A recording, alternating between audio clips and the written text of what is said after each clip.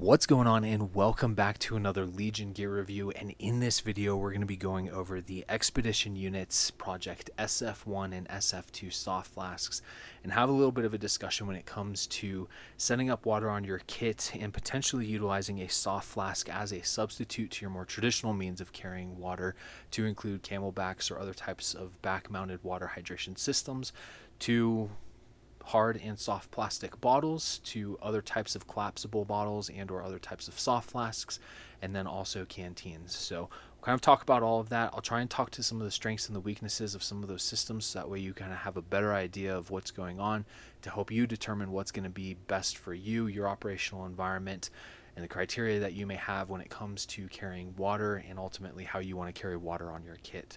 So with that, and without further ado, we're going to dive right into these. The ones that we have in front of you are the SF1s. They're going to cost you roughly around $19 a bottle. They carry about 500 milliliters of water, or roughly 16 to 17 fluid ounces. The SF2 is going to cost you roughly around $25 a bottle, and it's going to be 1 liter and or roughly 34 fluid ounces of water that you can carry. So you got options as far as size and capacity goes, so you can determine how much water you may or may not want to carry, and or how you may or may not want to displace the water, so that way all of your eggs aren't in one basket, which we'll get into here in a second. Now with that, these do come in, I believe, black and gray. I hope in the future that they'll also add green to the equation, so that way it does help with some of the operational environment stuff and the color contrast. So we'll see. And it would also match up some of the other products that they're selling. So hopefully that happens. But with that, when it comes to the overall construction of these guys, you got your soft flask BPA free material. That's the body. You have your heat seal at the bottom, heat seal up at the top, where you have your wide mouth opening to be able to fill this guy up. I've already used this one today. I actually just got these in the mail today, and I can tell you what, I'm super impressed when it comes down to it. I've never really utilized more of your running style type of hydro flask or water soft flask, so this thing's pretty cool. So with that, diving back into it, you do have your kind of circular loop here with the elastic loop on the end. This is really nice because you can pass a carabiner through that, potentially hook that off to the molly on your gun belt, and or to like a loop inside of a dump pouch or some sort of other pouch to help retain your water source, so that we don't lose it as you're maneuvering and doing whatever you may need to do tactically. With that, the cap just screws back on and seals everything up. You do have a water seal, or a kind of a rubber seal on the inside of the cap, which is going to help prevent that from leaking, which is really nice, which we'll get into here actually in a sec. But with that, you do have a top cap, and then you got your silicone biteable mouthpiece. The nice thing with these, and I'll show you with the actual water bottle, but with these mouthpieces, if you squeeze that bottle, nothing's coming out until you bite down on that mouthpiece, and then that water is going to come out, and or the air, depending on what you're doing. So that is really nice, kind of that leak proof system, which helps, you know, really make this a more marketable product in my opinion. With that, once you're done drinking, you just throw that cap back on and you're good to go. Now when it comes to full size one, and kind of that same concept, pull that cap off, squeeze that, you can see nothing's coming out, just a little bit of pressure and you're gonna have water come out of that. So you don't have to bite down super hard on these. It just takes a little bit, and then the water is gonna come out, which is awesome. Makes it super easy to use and reliable. Now with these guys, and comparing them to the larger version, here's some food for thought that you can kind of work with. One, these smaller ones are going to collapse down really small. You can essentially vacuum seal these by just biting down on that mouthpiece, sucking all that air out of the bottle, and you can see that that is super flat, kind of that vacuum seal concept for clothes and blankets and things you may want to store and just compress down. So when you compress this all the way down, especially for the smaller one, you know, that's going to fit in the palm of your hand, and that's going to make it really easy to stow in a cargo pocket or some sort of small pouch that you don't have a whole lot of space with.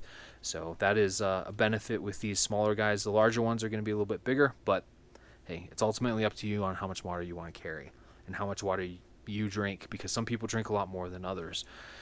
With that, reinflating these, you can either open it up here, but my recommendation is just squeeze this cap, pull the bottom of the bottle, and it's going to help open that up and get air in the system, so that way you can remove the cap, refill it, do all of that. With that, food for thought, and this is the second point when it comes to water sources and carrying multiple and or just one. So if you carry one water source, you're kind of putting all of your eggs in one basket. I can't tell you how many times I've seen old Camelbacks that guys still have from like the GWAT era. They put a little bit of pressure on them and they pop, and then they leak out and they no longer have a water source. Same kind of concept with these and running a larger one versus like two smaller ones. If you have all of your water in one water source and it pops or breaks, you no longer have water. So displacing it, setting up in two different systems is going to help with maintaining that water source, both for you and or let's say you have a buddy who's just sucking down water, he's not having a good day, you know, whatever may be going on, you can take one of these bottles out of your kit, throw it to him, help him out, help keep him in the fight, and make the best of a really bad situation. So that's food for thought when it comes down to how to displace water. And then in conjunction with that, let's say you have a really bad fall and one of your bottles breaks, you still got one more. So you have options when it comes down to it. It just comes down to contingency planning. I know for the longest time I've always carried usually like 1 or 2, sometimes 3 or 4 of these 16, 17 fluid ounce water bottles that you get in just large packs, and crushing those down, and you know, they work really well and they're awesome, they're cheap, they're inexpensive, you don't have to worry about them a whole lot. But at the same time, compared to this isn't going to make a whole lot of noise compared to this. So for noise and night discipline, and the guys that are really concerned about that stuff, I would definitely recommend going with more of a soft flask than doing something like a plastic water bottle. With that, kind of moving on and talking strengths and weaknesses, comparing soft flasks to other systems that are out in the market. I haven't spent a whole lot of time with a lot of like the running soft flask bottles that are out there. There's one in particular that I can think of. I don't remember the name, but it's got a hard top and a hard bottom. It's got a twist off cap at the top, so it's just an open cap really. And then you have the same soft flask material for the main body. Works really well, but due to the hard and soft materials being really close to each other, essentially just a hard piece here and a hard piece at the bottom, they're susceptible to breaking, and especially like really cold environments, you know, that's something that you really got to be concerned about, because you got that hard plastic and it could potentially break and leak. With these being like one solid body, you don't really have to worry about that as much. And you know, the nice thing with the other system I was talking about is you collapse it down and clip it together. It would still be compact. But it would also still be a little bulky just because of the outer shell that you're dealing with and working with. But it is an option. There are some pros to it when it comes down to it. Having that hard external body does help protect the soft membrane, so you don't have to worry about it potentially getting punctured as it's in your pocket after you've drank that water and everything. So there is a safety aspect to it, to where you got some pros, you got some cons, things to think about for you when it comes down to it. Now, in addition to that, there are some other kind of soft plastic collapsible bottles that are out there. Platypus being one of them. I used those for a really long time. They worked really well, a little bit better as far as like noise and light discipline compared to this, but it still was a little noisy when you drank all the fluid out of that bottle. And you know, they rolled up really nice and tight and small, but you still got to consider that noise and light discipline piece. Now, some cons to these guys. I haven't tested it yet, but I'm going to venture to say, and like a lot of plastic bottles, if you put really hot liquid in these, there's a potential it's going to melt it and or just damage the bottle itself, or the membrane that we got here. So I would be very cautious when it comes to that stuff. It'd be interesting to see what that looks like in the future. Hopefully I can get an opportunity where I can try that out, but just keep that in mind. It could be a bad day. In addition to that, really cold weather environments, you're going to want to keep these close to your body, so that way they don't freeze like any other water source. So just keep that in mind as well. And you know, when comparing these guys to some of the other hard water bottle systems that are out there, to include canteens, Nalgene bottles, you know, some of those harder plastic systems are going to be a lot more resilient to those temperature changes, especially if you're throwing like hot water in them. I know canteens are really good about maintaining like hot water and not degrading the plastic, so to speak. Nalgene bottles will do a pretty good job with that as well. So You know, there are pros and cons to both systems. I know hot water in a Camelback usually doesn't bode well, especially the military issued ones. They usually melt right away. So that is something you got to really watch out for. But when it comes down to it, the big thing, and this is a point that I really like to make, is and reinforce, is just that displacement of water.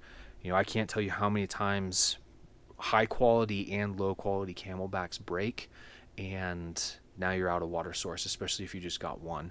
So running a split system really does a lot of good for you, and contingency planning to help keep you in the fight, especially when it comes to tactical stuff. So just keep that in mind when it comes down to it. Outside that, I really don't have a whole lot else for these guys. I do think they're a solid product. I would highly recommend them. I look forward to continuing to use these, even though I just pulled them out of the package today and tested one out. So yeah, I would get after it, take a look at them. And with that, before I let you guys go, there are a lot of other soft flask running bottles that are out there. These are not the only ones. I really like just the concept of the design of this company, but I know that there's a lot of running companies that have soft flask water bottles that you can purchase that are very similar to these. So you don't have to go with this specific company. Now with that, for the tactical environment, one thing that I would recommend you really think about is the color of the bottle. Is it going to contrast and potentially highlight your position if you pull it out? I mean, pulling out a pink water bottle in the middle of a tactical environment is not the greatest idea. Black would be much better in that situation. But I just really consider the color of those things and how they could potentially expose your position and all of that. So that way you're not putting yourself in a bad situation. So just keep that in mind. Try and keep things mute, semi-transparent, and or natural foliage colors, so that way it works to your advantage and helps you out in the long run. So with that, I'm going to close it up there. If you guys have any questions, please feel free and leave a comment. We'll help you out in any way that we can. And with that, like, share, and subscribe, and we'll see you next time.